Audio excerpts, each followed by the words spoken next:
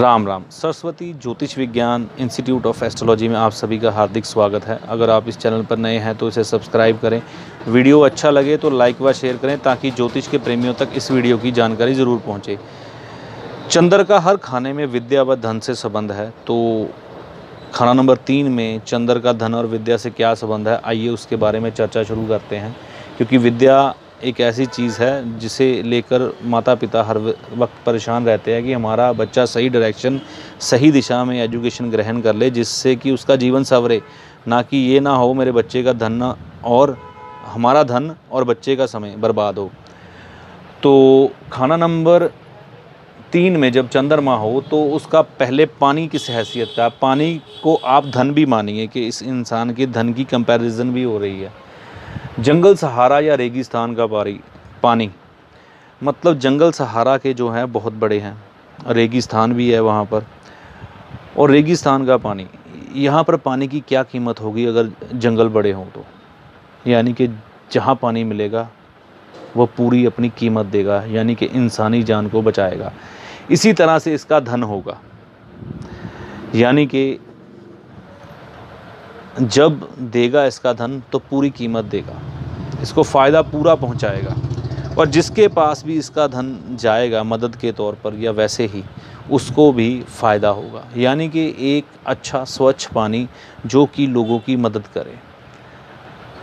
और कई बार रेगिस्तान में ये भी हो जाता है कि जब हम रास्ता भटक जाते हैं या कुछ ऐसे हालात बन जाते हैं हमको पानी ना मिले, तो हमें डिहाइड्रेशन के साथ छलावे का भी एहसास होता है। मतलब कि ये पानी या पैसा कई बार इतनी दूरी पर ऐसे हालातों में पड़ा रह जाता है जो कि हमारे किसी काम नहीं आता, या एक छलावे का धन बन जाता है कि हाँ, हमने शेख चिल्ली की तरह सपने देखे, इस पैसे से ये करेंगे या वो करेंगे, मगर हमें वैसी कोई मदद उस चीज़ की मिली नहीं। तो अब नतीजा तालीम क्या कहती है लाल किताब, उसके बारे में चर्चा करते हैं। यानी कि आपकी विद्या से आपको लाभ होगा, कैसे होगा, क्या होगा, इसके बारे में जिक्र। जिस कदर तालीम यानी कि एजुकेशन बढ़ती जाएगी, पिता की माली हालत कमज़ोर होती जाएगी।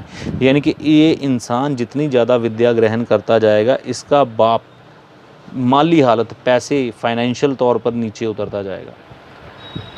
मगर विद्या इसकी रुकेगी नहीं, तालीम अपनी कीमत देगी, यानी कि एजुकेशन अपनी कीमत देगी। जो ये डिग्री हासिल करेगा उसके ज़रिए धन कमाएगा। वो किस कंडीशन में? जब तक दरिया पर पुल हो, यानी टेवे में केतु अच्छी हालत में हो। यानी कि अगर टेवे में केतु अच्छा होगा तो ही ये अपनी विद्या के ज़रिए धन कमाएगा। और चंद्रमा को बर्बाद ना कर रहा हो तभी ये अपनी विद्या से धन कमाएगा। वरना माता ही पिता का काम देगी, यानी कि नहीं तो इसका पिता जो है वो निकम्मा हो सकता है, या दुनिया से रुखसत हो सकता है, या किसी तरह से दुनियावी तौर पर किसी के काम ना आए परिवार को चलाने के लिए। तो माता ही यहाँ पर पिता का रोल या फ़र्ज़ अदा करेगी, यानी कि निरूपा राय, जो कि अपने परिवार को खुद आगे होकर पालेगी।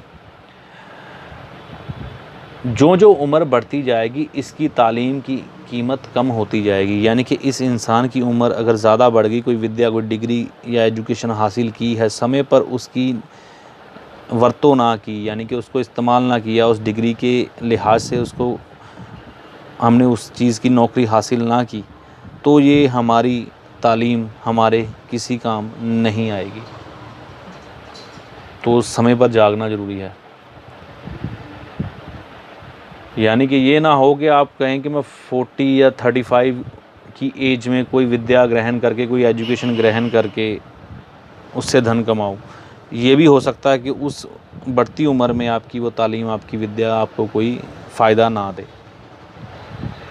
या ऐसा आदमी महकमा तालीम, या कि ऐसा आदमी एजुकेशन डिपार्टमेंट में होता हुआ, यानी कि होता हुआ ऊपर से नीचे को गिरेगा, या तालीम के ज़रिए, यानी कि जो एजुकेशन के ज़रिए इसने धन कमाया है, हुआ रुपया घर बार के कामों में इसके तरक्की कम ही देगा।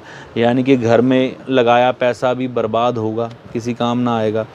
घर पर लगाया पैसा भी किसी काम ना आएगा और बाहर लगाया पैसा भी किसी काम ना आएगा। तो इस चीज़ को रेगिस्तान के पानी से समझिए कि कई बार रेगिस्तान में पानी का कोई कुआँ या तालाब हमें मिल जाता है, तो हम उस चीज़ पर जगह पर जब पहुंच ही नहीं पाते तो वो किस काम का। वो ना मेरे काम आया, ना किसी के काम आया, ना पक्षी के काम आया, ना जानवर के काम आया, क्योंकि रेगिस्तान में ना जानवर हैं, ना पक्षी हैं, ना ही इंसान है, तो ना ही हरियाली है। तो ऐसा धन इसका बन जाता है जो किसी के काम ना आए, पड़े का पड़ा रह जाए। कई बार होता है कोई इंसान की मृत्यु हो जाती है और बैंक में उसके पैसे वहीं पर पड़े रह जाते हैं, कोई दावा ठोकने वाला नहीं आता या कोई नॉमिनी नहीं होता, कोई ऐसी ज़मीन, ऐसा प्लाट या ऐसा पैसा आपका ऐसे ही बर्बाद हो जाता है, ख़त्म हो जाता है। तो वो चंदर खाना नंबर 3 के साथ कंपेयर कर सकते हैं। मैं आशा करता हूँ आपको आपके धन के बारे में, विद्या के बारे में, अपनी माता पिता के बारे में आज के इस सेशन से, छोटे से चंद्र खाना नंबर 3 के द्वारा बड़ी ही